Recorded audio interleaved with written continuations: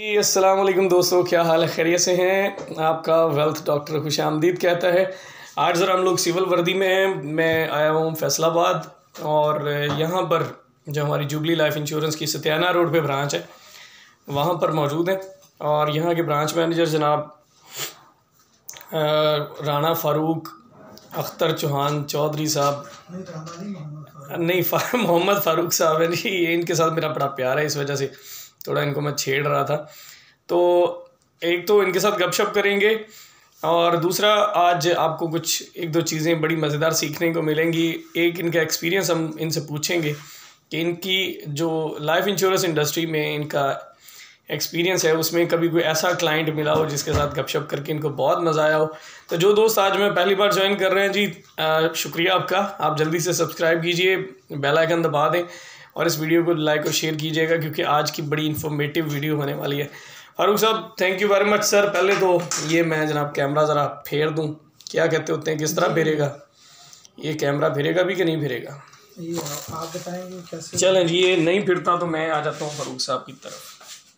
ये इधर बैठ जाते हैं फारूक साहब के साथ। जी फारूक साहब क्या हाल है जी? खैरियत से? जी अस्सलाम वालेकुम, कैसे हैं सब लोग? खैरियत से हैं? उम्मीद करता हूँ ठीक ठाक होंगे, फिटफाट होंगे, ज़बरदस्त होंगे। अच्छा फारूक साहब, लाइफ इंश्योरेंस इंडस्ट्री में आपका बहुत अच्छा खासा एक्सपीरियंस है। जी तो अल्हम्दुलिल्लाह। आज हम सिंपली, क्योंकि टाइम बड़ा शॉर्ट होता है हमारे पास, वीडियो लंबी ज़्यादा नहीं बना सकते, तो ऐसे में कभी कोई ऐसा बंदा मिला हो, बड़ा इंटरेस्टिंग किस्म का क्लाइंट, जिसको मिल के या जिससे बातचीत करके, चूँकि इंश्योरेंस के हवाले से लोगों के बहुत सारे सवालात भी होते हैं, तो कोई ऐसा अजीब सा सवाल या आगे से रिएक्शन आया हो, उसके बारे में आज आप बताएंगे हमें।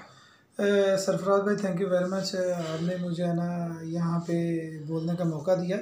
पहली तो बात ये है कि इंश्योरेंस इंडस्ट्री में ऐसे लोग मिलते रहते हैं जो बड़ी ट्विस्ट पैदा करते हैं, क्वेश्चन ऐसे ऐसे करते हैं। बेसिकली क्वेश्चन जो करते हैं उनके पास अपना ही जवाब नहीं होता, वो ऐसा सवाल होता है कि उनके पास जवाब नहीं होता।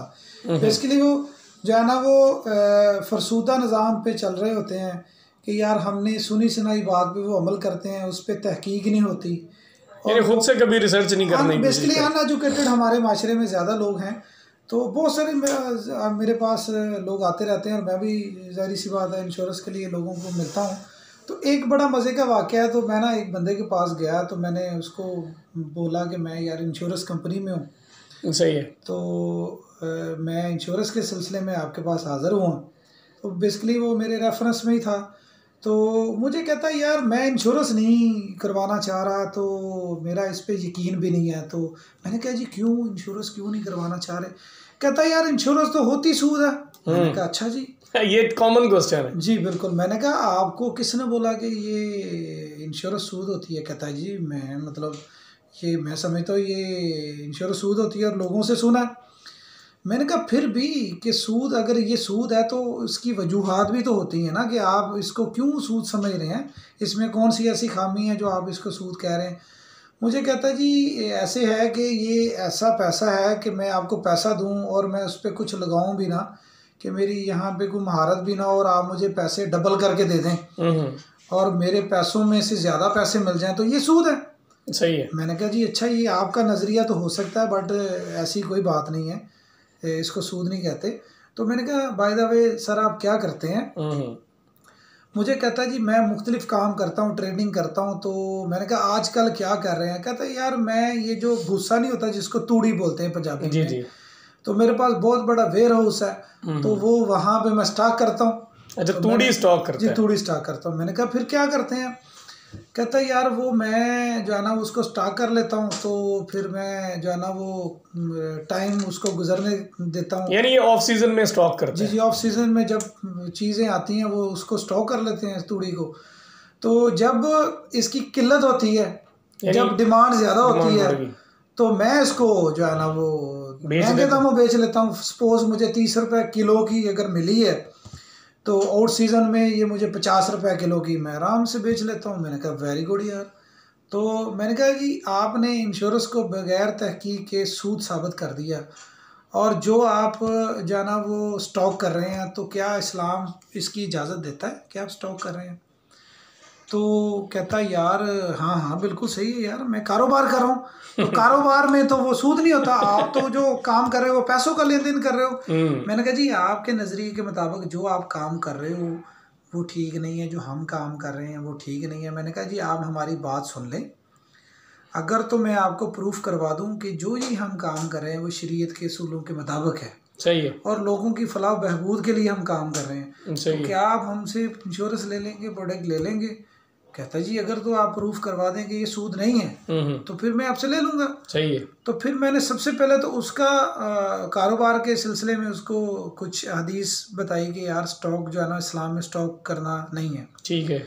मैंने कहा अगर तो आप ये तूड़ी और भूसा खरीद रहे हो और आपने स्टॉक में रख लिया और उसको बेची जा रहे हो और अगर रूटीन में चल रहा है और उसकी कीमत बढ़ गई है एकदम सही, तो फिर तो आपके लिए ये जायज़ हो गया। अगर आपने ये आप माइंड में बनाया कि यार ये मैं महंगा करके बेचूंगा और डिमांड ज़्यादा होगी तो फिर बेचूंगा, तो फिर ये शरीयत इस चीज़ की इजाज़त नहीं देती।